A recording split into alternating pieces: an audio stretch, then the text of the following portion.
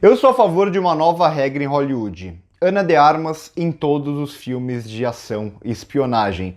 Mas nos próximos ela pode ter, digamos, uma personagem um pouco melhor e mais tempo de tela, talvez.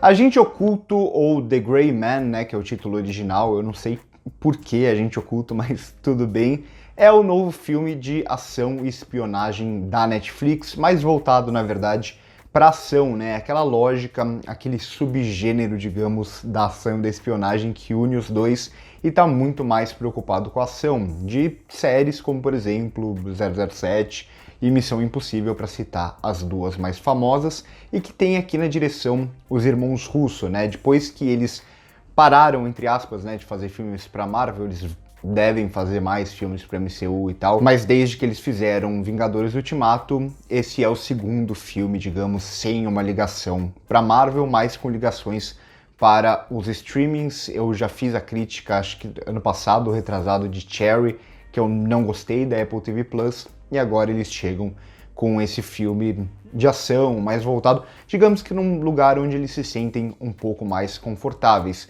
Mas algo que eu sempre falo é que não dá para analisar a qualidade de um diretor baseado em filmes da Marvel, porque filmes da Marvel a gente tem muito pouco da visão realmente e das capacidades mesmo dos diretores. Então é sempre melhor analisar esses mesmos diretores quando eles estão fora do MCU.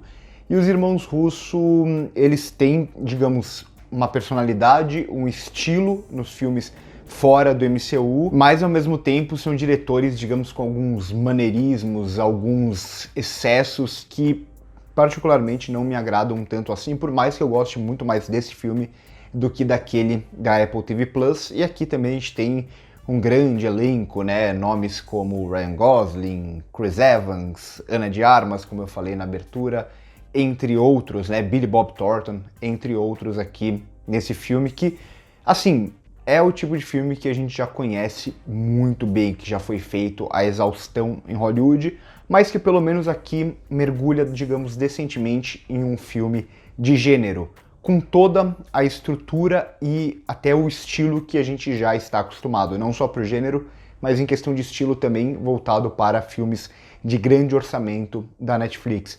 Quando você assiste os filmes de grande orçamento da Netflix, como esse, como Red Notice, né, Alerta Vermelho, ano passado, entre outros que eu comento de vez em quando aqui no canal, a gente vê uma similaridade estética muito aparente. Não estética em geral, né, porque aqui a gente tem muito da visão dos irmãos Russo, como eles vão usar a câmera, como eles vão filmar as cenas de ação e tudo mais, mas no sentido mais gráfico, no sentido da computação gráfica mesmo. E filmes como esse, como o que eu citei anteriormente, esse é o filme mais caro da história da Netflix, mas isso não é tão sentido em tela. Como a gente vai vendo também nos filmes da Marvel, a gente vê que o pessoal que trabalha com CGI não está dando conta de fazer todos esses filmes, toda essa demanda de um cinema hollywoodiano que agora é 100% quase CGI, é tudo filmado em estúdio tela verde, porque assim fica mais fácil você resolver, entre aspas, os problemas na computação gráfica. Só que o problema é que CGI é muito caro, muito difícil de trabalhar, muito demorado, e essas pessoas têm prazos muito curtos, e por isso parece que os filmes da Marvel, o CGI tem piorado, parece que o blockbuster em geral em Hollywood, o CGI em grande parte tem piorado, justamente por causa de estúdios e diretores que não usam efeitos práticos porque acham que tudo é mais fácil de resolver no CGI. E por isso a gente tem filmes como Top Gun Maverick, por exemplo, como os Missão Impossível ou o próprio 007, que usam mais efeitos práticos e tudo é muito mais bem feito, entre aspas, né? Tudo é muito mais crível. Tem uma cena aqui que isso pra mim fica muito claro, uma cena bem curtinha que não vai alterar muita coisa no filme, que é simplesmente o personagem do Ryan Gosling pulando ali de um avião que tá caindo de paraquedas. E isso me veio à mente uma cena lá de Missão Impossível 6, se eu não me engano, que também tem o Tom Cruise pulando de paraquedas, meio que em queda livre. A diferença das duas cenas, do gráfico das duas cenas, é, assim, chocante. Por quê? Porque lá em Missão Impossível aquilo é feito majoritariamente em efeitos práticos. O Tom Cruise também justamente pulou e tal e tudo mais. Claro, dá até para você fazer isso em estúdio, mas lá o Tom Cruise a gente sabe como ele faz. Aqui tudo é resolvido em CGI, inclusive o próprio Ryan Gosling. E assim, é bem chocante. Como eu disse, não altera muito pro filme, mas a gente vê como o CGI está pesando atualmente em Hollywood. O que deveria evoluir, o que vinha evoluindo, agora a demanda é tão grande que tem uma queda assim gigantesca nos últimos anos. E acho que serve de um alerta até para Hollywood começar a pensar mais, repensar mais no uso do CGI. Isso fica muito claro e para mim é um dos maiores problemas do filme em algumas cenas, até de ação, que ao invés de coreografia, ao invés de câmera, ao invés de cinema como sempre foi feito de ação, eles recorrem bastante ao CGI.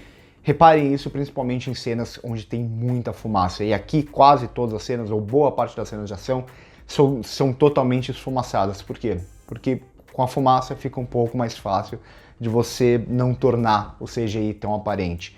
Só que ele acaba sendo aparente, ainda mais para um filme de 200 milhões de dólares de orçamento. É muita coisa. Mas no geral, como eu disse, eu achei Agente Oculto um filme de gênero decente, que trabalha bem as suas cenas de ação, que trabalha bem dentro do gênero que está estabelecido. Então aqui a gente vai ter a história de sempre, um agente da CIA que está sendo perseguido, tem que provar sua inocência de alguma forma, porque tem uma conspiração dentro da agência. Esse agente é muito acima da média e ele vai ter que sobreviver sozinho por bom tempo, e aí uma alma boa, uma agente também capacitada vai ajudá-lo a tentar lutar contra esse exército e contra toda essa conspiração dentro dessa agência de espionagem. A gente já viu esse filme várias e várias vezes, o próprio Missão Impossível segue essa estrutura há vários e vários filmes.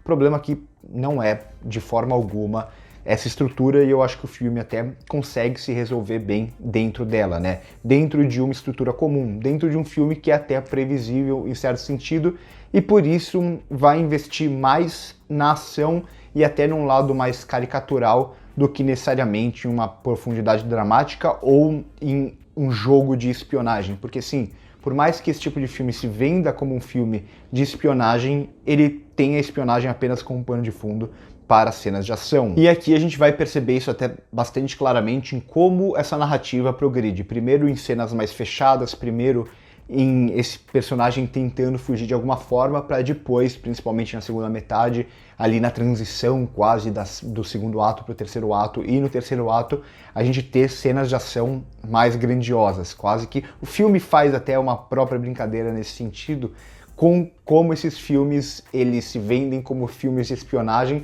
só que tem catástrofes que destroem cidades e esse tipo de coisa que é totalmente o oposto do que é espionagem na vida real. E o filme ele tem uma consciência disso, é quase como se ele fosse, de certa forma, abandonando a espionagem para entrar de cabeça em uma ação mais inconsequente.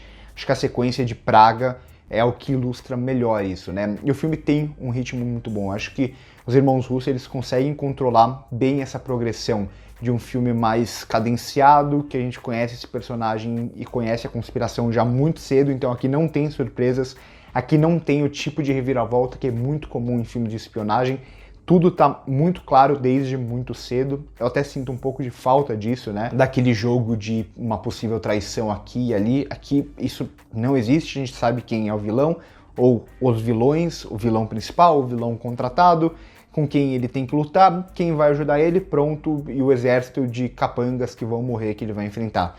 Tudo isso é estabelecido muito cedo e isso acaba sendo para mim um problema do filme, justamente por a gente saber exatamente para onde esse filme vai ser levado. Mas por outro lado, os irmãos Russo parecem ter uma certa consciência disso justamente em como criam essa progressão para a ação mais inconsequente, que eles lidam bem até certo ponto, né? Eles lidam bem, é uma ação que a gente entende, a geografia de cena é bem estabelecida, os elementos da mise-en-scène que eu falo sempre são bem usados, é o tipo de ação, principalmente essa cena de Praga, que tá mudando o nível da ação, isso eu acho importante, né? Ela sai de um lugar, vai para o outro, sai de ação corpo a corpo, vira tiroteio, vai pro bonde que tem a perseguição, esse tipo de coisa. Então acho que eles têm um controle bom até do ritmo dentro dessas longas sequências de ação, mas no fundo eu ainda sinto falta um pouco desse lado da espionagem, por mais que não seja o foco do filme de forma alguma. E ao mesmo tempo o filme ele tem também uma consciência desse lado menos emocional. Por isso que para mim, quando ele tenta construir laços emocionais